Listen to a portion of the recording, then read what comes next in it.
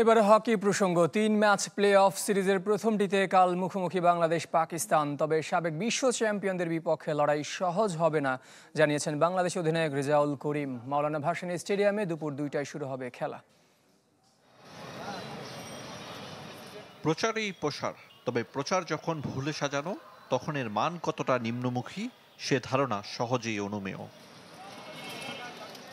মাওলানা ভাসানী স্টেডিয়ামে পাকিস্তানের বিপক্ষে গুরুত্বপূর্ণ ম্যাচ, অথচ ভেন্যুর বাইরে ব্যানারে দেশটির নামের বানান ভুল। ফেডারেশনের এমন উদাসীনতার মাঝে এক মঞ্চে ফটো সেশনে হাস্যোজ্জ্বল দু দলের কোচ ও অধিনায়ক। ৩ ম্যাচের সিরিজ, জয়ী দল পাবে বিশ্বকাপ বাছাই পর্বের টিকিট। রাজনৈতিক বৈরিতায় ভারতের মাটিতে এশিয়া কাপ খেলেনি পাকিস্তান, এতে করে প্লে অফ খেলতে হচ্ছে সাবেক বিশ্ব চ্যাম্পিয়নদের। আর এশিয়া কাপে অংশ নিলেও সেরা পাঁচে ছিল না বাংলাদেশ, তাই পাকিস্তানকে হারিয়ে স্বপ্ন বাঁচিয়ে রাখার সুযোগ লাল সবুজের। তবে বাস্তবতা জানা সিগফ্রিড আইকম্যান শিষ্যদের, শক্তিমত্তায় অনেক এগিয়ে পাকিস্তান জানা অধিনায়ক কোচের। পাকিস্তান আমাদের চেয়ে বেটার টিম, এখানে আমাদের হারানোর কিছু নেই।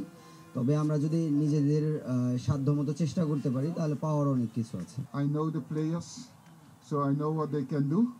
পাকিস্তানের খেলোয়াড়রা দক্ষ, ওরা আমাদের তুলনায় অনেক বেশি ম্যাচ খেলে, লড়াইটা কঠিন হবে। বাংলাদেশের সংবাদ সম্মেলন মনোযোগ দিয়ে শুনেছেন সফরকারী কোচ ও অধিনায়ক। অবশ্য অস্থির সময় পার করছে পাকিস্তান হকি দল। ফেডারেশনের সঙ্গে দ্বন্দ্বে জড়িয়ে বাংলাদেশে আসেননি কোচ তাহির জামান, তবে পাক অধিনায়কের মতে প্রভাব মুক্ত থাকবে দল। পাকিস্তান হকির জন্য গুরুত্বপূর্ণ দিন হতে যাচ্ছে। কোচ ইস্যুতে খেলায় কোনো ধরনের প্রভাব পড়বে না, ম্যাচ নিয়ে রোমাঞ্চিত। পাকিস্তানকে এর আগে কখনো হারাতে পারেনি বাংলাদেশ, তাই নীল টার্ফে সবুজ আশরাফুল্লাহ জয় পেলে হবে নতুন ইতিহাস। আরিফুল ইসলাম, চ্যানেল 24, ঢাকা।